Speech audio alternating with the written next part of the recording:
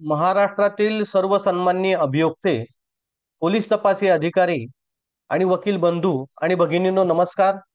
मी C. Y. Patil, अतिरिक्त सरकारी अभियोक्ता पनवेल. पंचनामा भाग 4 यात आपण चर्चा करणार आहोत इन्क्वेस्ट पंचनामा आणि त्याची चौकशी. मित्रांनो, कलम 174 CRPC आणि 1 जुलै 2024 पासून जो नवीन कायदा येणार आहे BNSS, त्याचा कलम 194, हे दोघी सारखे आहेत. आता ह्या कलमांची चर्चा करताना आपण आज पाहणार आहोत की पोलिसांनी करावयाचे ADRचे इन्व्हेस्टिगेशन आणि त्याची व्याप्ती, कार्यकारी दंडाधिकारी म्हणजे एक्झिक्युटिव्ह मॅजिस्ट्रेट तहसीलदार यांनी करावयाची इन्क्वायरी, न्यायदंडाधिकारी यांनी त्या कलमाखाली करावयाची इन्क्वायरी आणि तसंच बॉम्बे पोलीस मॅन्युअल मधील इन्क्वेस्ट बाबतीत काय काय तरतुदी आहेत ते आपण आज बघणार आहोत. मित्रांनो, कलम 174 CRPC आणि BNSS कलम 194, CRPC कलम 176 आणि BNSS कलम 196. आता कलम 174 CRPC यात पोलीस अधिकाऱ्यांनी करण्याचं इन्व्हेस्टिगेशन, करावयाचे इन्व्हेस्टिगेशन आणि इन्क्वेस्ट पंचनामा या बाबतीतला आहे.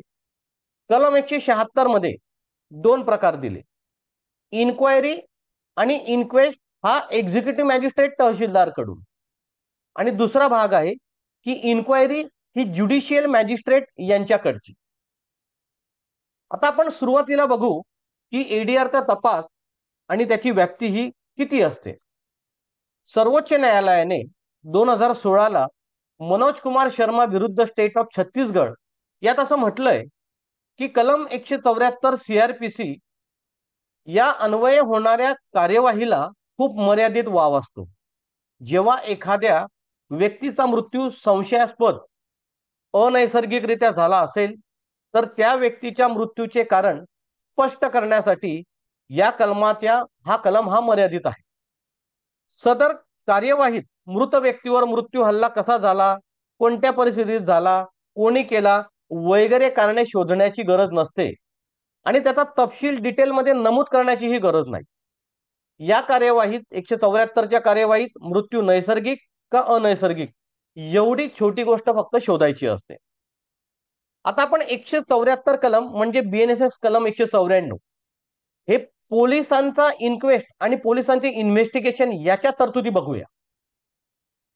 कलम 174(1) असं म्हणतो की ज्यावेळी पोलीस ठाणे अंमलदार किंवा ज्या अधिकाऱ्यांना अधिकार प्रदान करण्यात आलेले आहे ते पोलीस अधिकारी यांना ज्या ज्यावेळी माहिती मिळते की एखाद्या व्यक्तीने आत्महत्या केली आहे किंवा त्या व्यक्तीची हत्या करण्यात आलेली आहे किंवा त्या व्यक्तीला प्राण्याने मारून टाकले आहे किंवा त्या व्यक्तीचा मृत्यू यंत्रामुळे झालेला आहे किंवा अपघाती मृत्यू झालेला आहे किंवा एखाद्या व्यक्ती अशा परिस्थितीत मृत झाला आहे की कोणीतरी व्यक्तीने गुन्हा केल्यामुळेच तो मृत झाला आहे अशी वाजवी शंका घेण्यास वाव आहे प्रथम दर्शनी.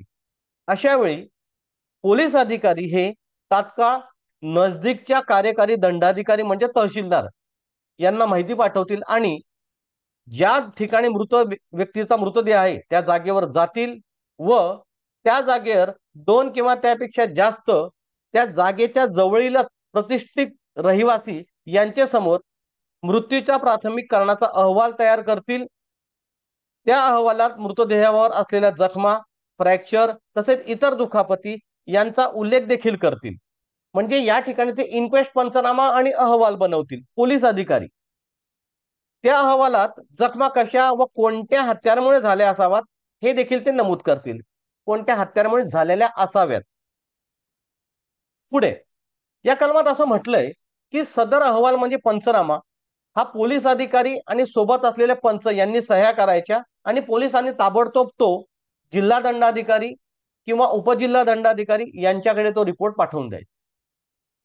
सब क्लॉज 3 असा म्हणतो की ज्यावेळी एखाद्या महिलेने तिचे लग्न झाल्यापासून 7 वर्षाच्या आत जर आत्महत्या केली असेल किंवा ज्यावेळी महिलेचे लग्न झाल्यापासून 7 वर्षाच्या आत जर तिचा मृत्यू झाला असेल किंवा लग्न झाल्यापासून 7 वर्षाच्या आत जर महिलेचा मृत्यू झाला आहे आणि तो मृत्यू हा कोणीतरी दुसऱ्या व्यक्तीने केला आहे असं मानण्यास वाजवी संशय आहे, किंवा लग्न झाल्यापासून 7 वर्षाच्या आत जर महिलेचा मृत्यू झाला आहे आणि कोणत्याही व्यक्तीने पोलिसांना तिच्या मृत्यूबाबत चौकशी करा अशी रिक्वेस्ट केली, विनंती केली, किंवा मृत्यूच्या कारणाबाबत हा संशय आहे फक्त, किंवा पोलीस अधिकारी यांना इतर कोणत्याही कारणासाठी मृत्यूचे कारण शोधून काढणे योग्य जर वाटत असेल, अशा वेळी पोलीस अधिकारी ही पहिली गोष्ट ही करतील की नजदीकच्या सिव्हिल सर्जन, आणि सिव्हिल सर्जन जर उपलब्ध नसेल तर कोणत्याही वैद्यकीय अधिकारी यांच्याकडे मृतदेह हा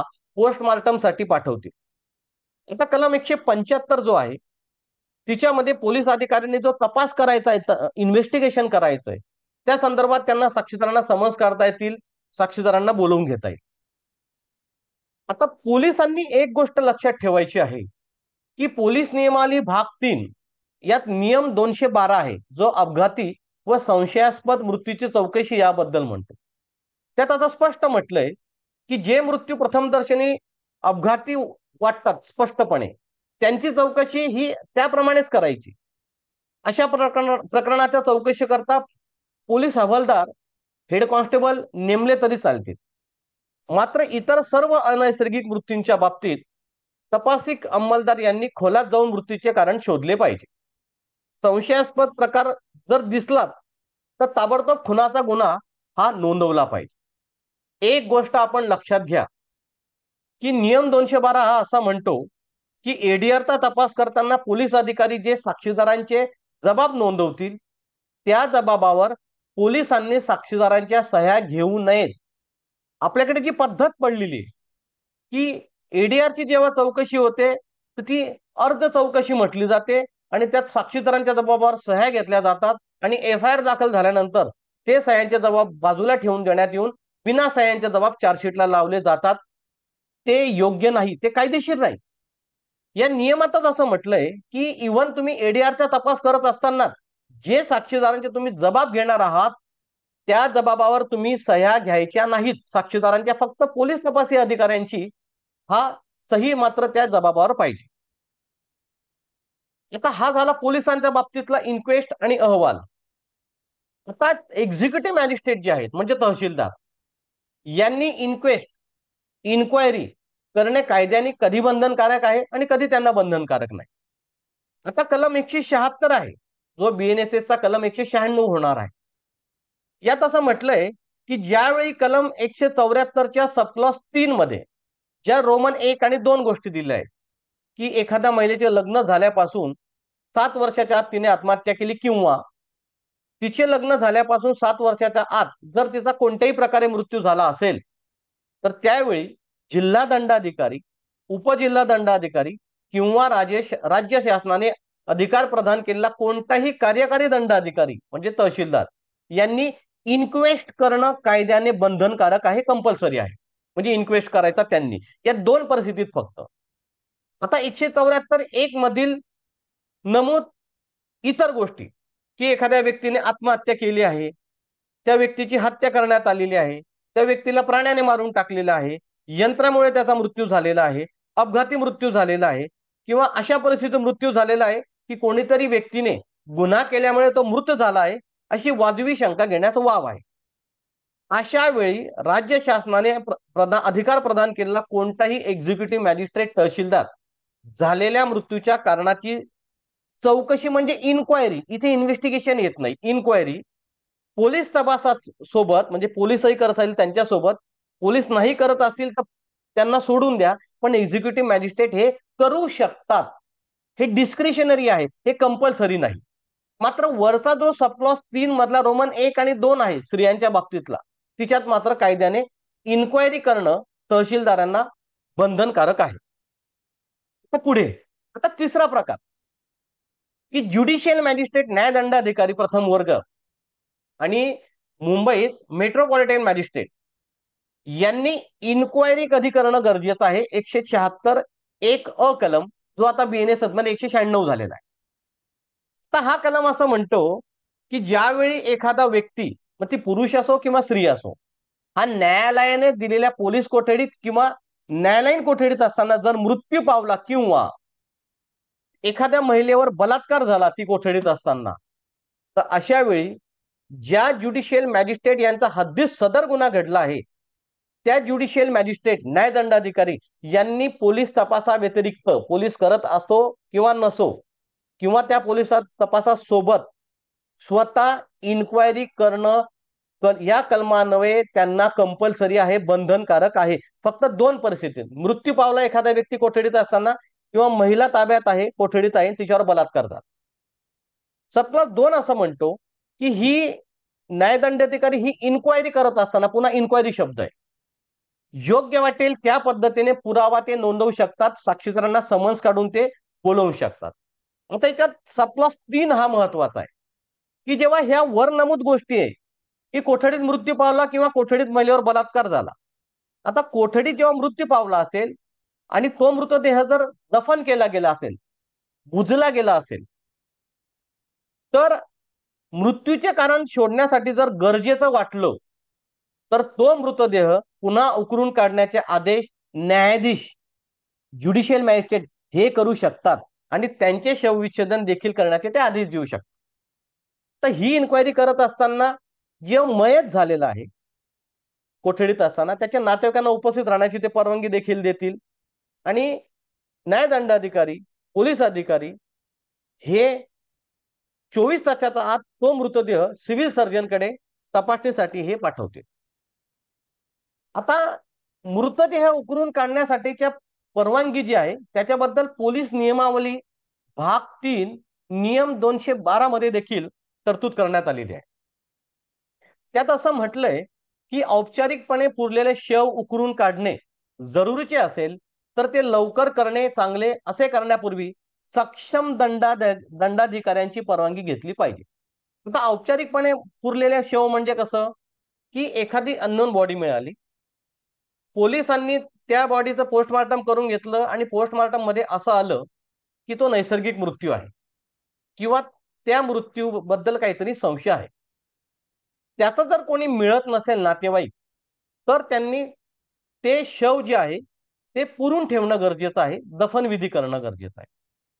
आता जर गरज वाटली की हे शव पुन्हा उकरून काढायचं आहे तर मात्र बॉम्बे पोलीस मॅन्युअल मध्ये म्हटलेलं आहे की सक्षम दंडाधिकाऱ्यांची परवानगी घेतली पाहिजे. आता सक्षम दंडाधिकारी म्हणजे कोण याच्या बाबतीतली क्लिअरिटी बॉम्बे पोलीस मॅन्युअल मध्ये कुठेही दिलेली नाही. पण आपण प्रिकॉशन म्हणून ज्युडिशियल मॅजिस्ट्रेट फर्स्ट क्लास यांच्याकडनं ती परमिशन घ्या, किंवा माझ्या मते जे डिस्ट्रिक्ट कलेक्टर आहेत, जिल्हा दंडाधिकारी यांना देखील याच्या पॉवर्स आहे, आपण त्यांच्याकडे पत्रव्यवहार करा. आता जर प्रेत हे लपवलेले आहे, काही वेळा आरोपी मर्डर करतो आणि प्रेत बुजून देतो, लपवून ठेवतो, जमिनीखाली लपवून ठेवतो, किंवा ते विधिमाना पुरलेलं असेल तर मात्र कोणाच्याही परमिशनची गरज नाही. एखाद्या वेळा आरोपी मिळतो, तो तुम्हाला मेमोरंडम देतो की मी त्या प्रेत जे आहे ते अमुक ठिकाणी लपवून ठेवलं आहे.